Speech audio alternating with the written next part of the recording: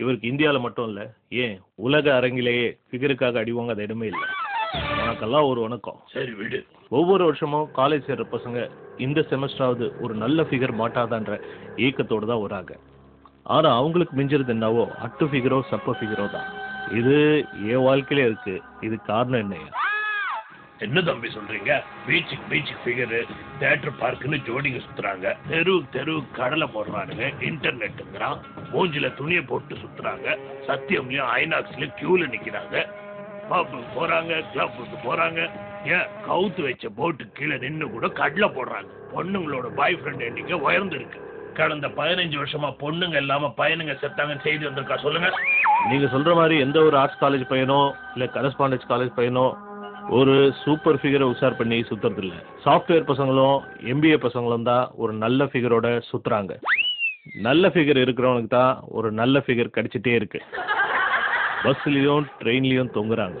மொக்க figure at ஃபிகருக்காக பசங்க கையில பிளேடு போடுறாங்க, குரங்கு மாதிரி உடம்புல டாட்டு போடுறாங்க. ஐயா, நானே ஒன்றும் ஃபிகருக்காக அடி வாங்கிட்டு தான் இருக்கேன். ஓடி விளையாடு பாப்பா, ஃபிகர் கட்சா உஷார் பண்ணிட்டு போப்பான்னு சொல்லுவாங்க. பர்ஸில் 10 பைசா இல்லைனா கூட ஃபிகர் உஷார் பண்ண நீங்க பார்த்து முட்டாள்தனம். அதுக்கு என்னையா பண்ணலாம்? தள்ளிட்டு போனோம். மொக்க ஃபிகரோ அட்டு ஃபிகரோ கிடைக்கிற ஃபிகரை வச்சுட்டு என்ஜாய் பண்ணியா? அப்போ உங்க ஃபிகரை நான் தள்ளிட்டு போலாமா? இப்போ சொல்லுங்க, உங்களுக்கு மற்ற ஃபிகரோட உங்க ஃபிகர் தானே முக்கியம்?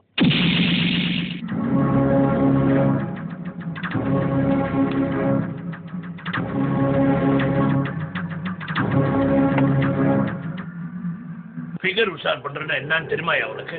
அட்லீஸ்ட் ஒரு மொக்க ஃபிகர் இல்லைன்னா அட்டு ஃபிகரோட சுத்திருக்கியா நீ? சுத்திப்பா. ஒரு நாளைக்கு எத்தனை ஃபிகரை நான் உஷார் பண்றது தெரியுமா?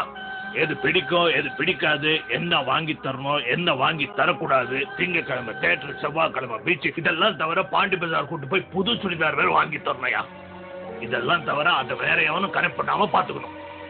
ஒரு கமலா உன்னை விட்டு போனால்னா, ஒரு விமலா கட்சான்னா அவளுக்கும் இதெல்லாம் நீ வாங்கி கொடுத்து அவளையும் மெயின்டைன் பண்ணணும். அதைத்தான் நானும் செஞ்சேன். சுலபமா தட்ட வேண்டிய ஃபிகரை உங்க சுயநலத்துக்காக பெருசா பில்டப் பண்ணி இப்போ சப்பக்கட்டு கட்டுறீங்களே. சாக்ஸ் இல்லாம ஷூ போட்டா நாருன்னு சொல்றேன். உனக்கு நார்ல போட்டு பார், அப்ப தெரியும். ஒரு நாள் நீ தள்ளிட்டு போய் பார், அப்ப புரியும். இது சரியான பதில் இல்லையே. நான் எப்படிங்க உங்க ஃபிகரை உஷார் பண்ண முடியும்? சினிமாக்கு என்ன கூட்டு போலாம், ஆனா வாழ்க்கை ஃபுல்லா வருவாயா? உன் பாக்கெட்ல நிறைய பைசா இருக்கு, சின்னதா ஒரு பிட்டு போடு, ஒரு நாள் கட்டு போயா.